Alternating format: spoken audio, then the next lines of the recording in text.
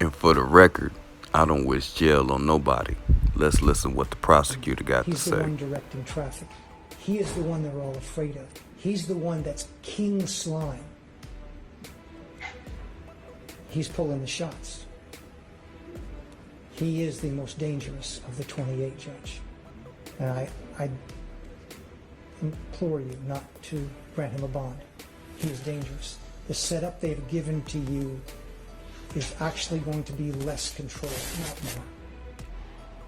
If he gets a burner, Judge, and the court may know this, a lot of the communications that Mr. Williams is on FaceTime because it's not traceable. It's not. I've been in this music called hip hop for 38 years. And for the life of me, I don't understand why I have to testify the good that hip hop has done around the world. I've also started a company with Jeffrey called Young Stoner Life. And I remember what he said to me. We're not just starting a company, we're gonna change some lives. And that's what he's done. And he's definitely changed mine. Mr. Lyles, how long have you known Mr. Williams? Well, I was a fan for probably 12 years, but I personally got to know him over the last 10 years. Okay.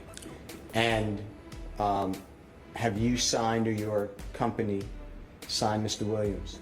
Yes, he signed to us, and I hate to say that he signed to us because it's my partner, but we have two deals. One deal is a deal for him as an artist, solo artist, and the other deal is for Young Stoner Life. And I know this is personal, but financially, there's been testimony that if this trial, and I'm not saying the court would allow it, but if it doesn't take place for a year, there'd be over $1 million in expenses just for 24-hour security of police officers to ensure, off-duty police officers' second jobs to ensure Mr. Williams does not flee, does not get types of weapons, does not intimidate a witness, is not a danger to community or property in the community. Can he afford, from your personal knowledge and how much money he earns, can he afford that type of undertaking? Jeffrey can afford it, and I can afford it, so it will be paid for. And So you they are about going to back him as well. cough up a whole $1 million personally and for Young Thugger just for private.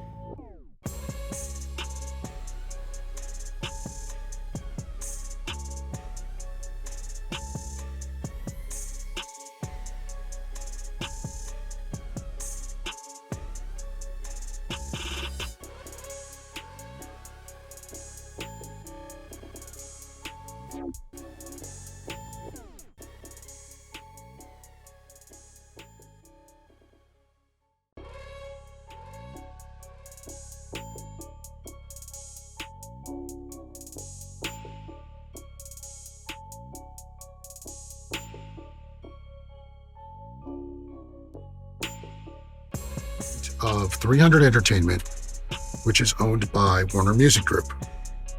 Warner Music Group is owned by a fellow named Leo Blavatnik.